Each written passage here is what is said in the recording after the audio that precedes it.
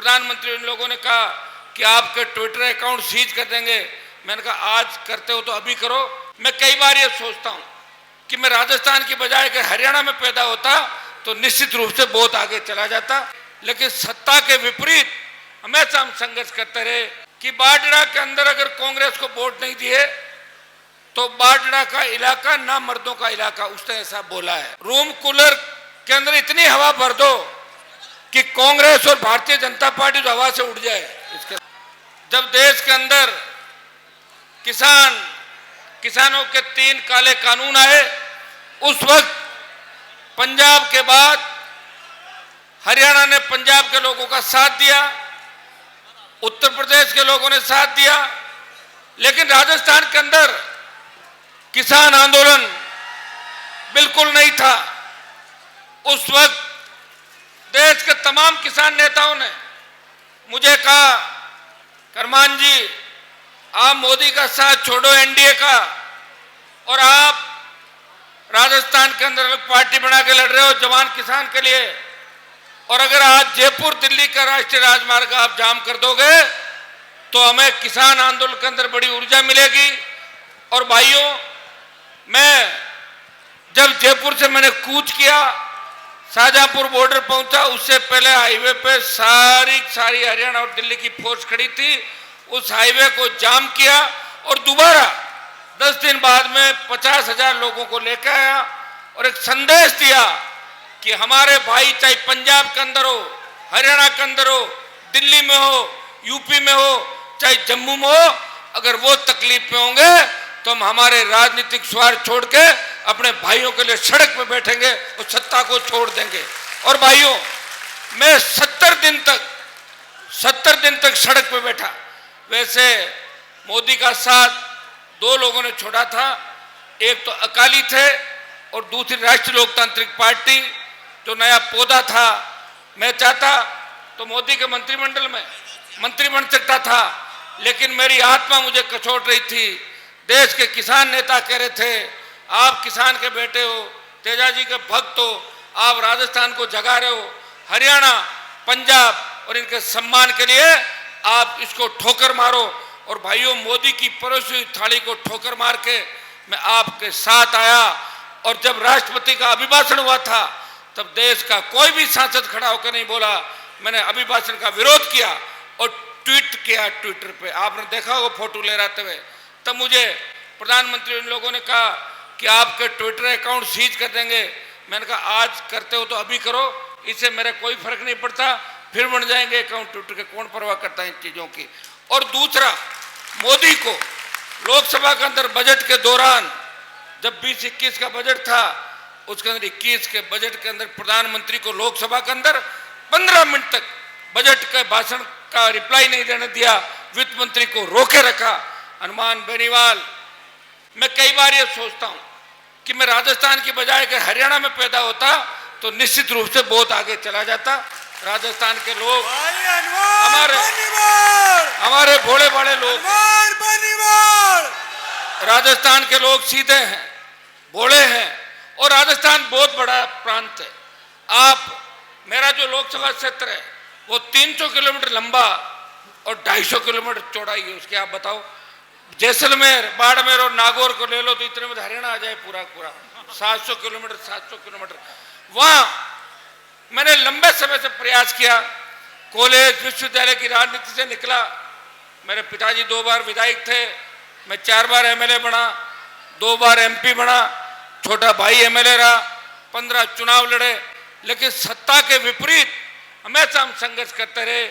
College विश्वविद्यालय के जमाने से लेकर आज तक ने मैं सोया और ने राजस्थान के दूसरे नेताओं को सोने दिया, हमेशा लगा रहा, प्रयास किया। और राजस्थान के अंदर पहली पार्टी बना के अगर किसान कौम को संदेश दिया देश में कि राजस्थान में कांग्रेस और बीजेपी नहीं है, तीसरी ताकत भी खड़ी हो सकती है, वो आपके भाई हनुमान बेनीवाल ने 29 अक्टूबर 2018 को राष्ट्रीय लोकतांत्रिक पार्टी का गठन किया।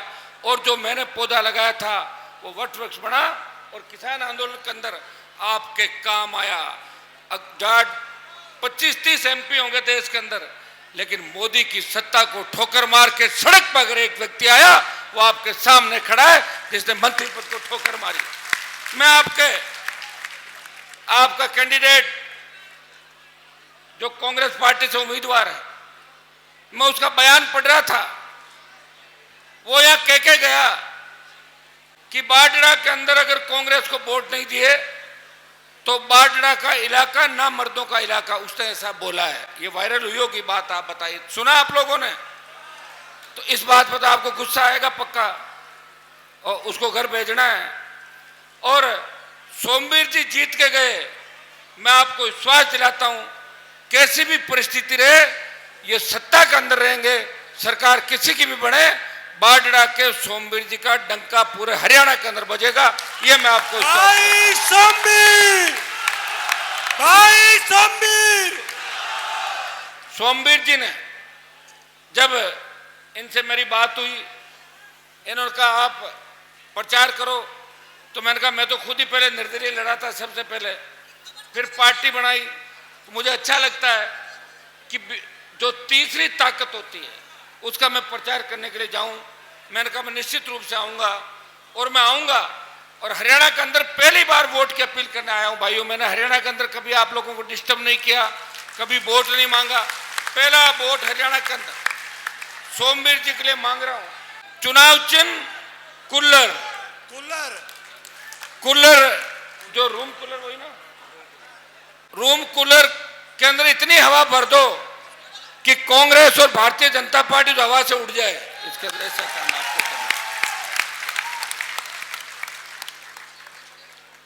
हरियाणा के इतिहास के बारे में कहने की आवश्यकता नहीं, ये इस देश का हार्ट है, दिल है।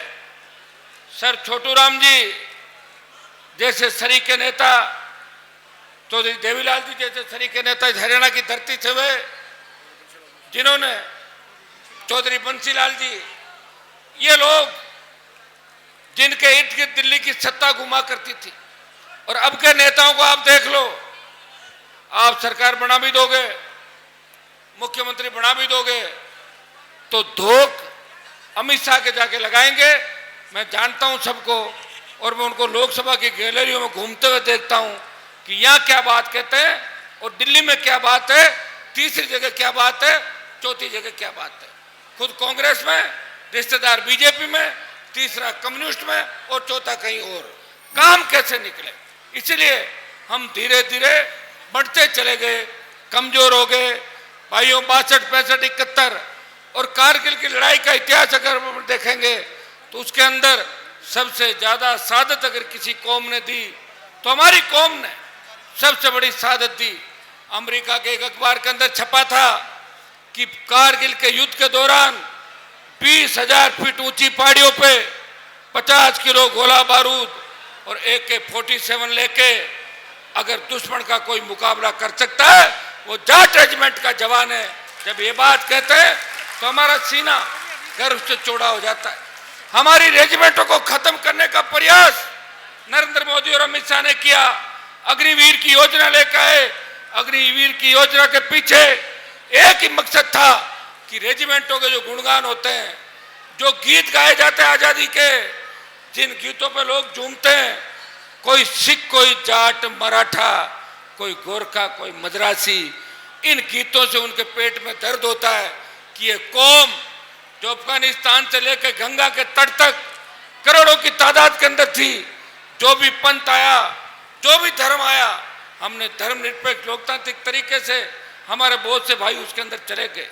जट सिख बने, विश्नोई बने, सिद्ध बने, स्वामी बने, नाथ बने, फिर भी जाट इस देश के अंदर अपना दबदबा कायम रख के बैठे हुए हैं। दिल्ली के चारों तरफ अगर दिल्ली को किसी ने परास्त किया और जिन्होंने कभी कोई युद्ध नहीं आ रहा, वो अजय योद्धा महाराजा सूरजमल हमारी कौम से आते हैं, वो भरतपुर के राजा थे।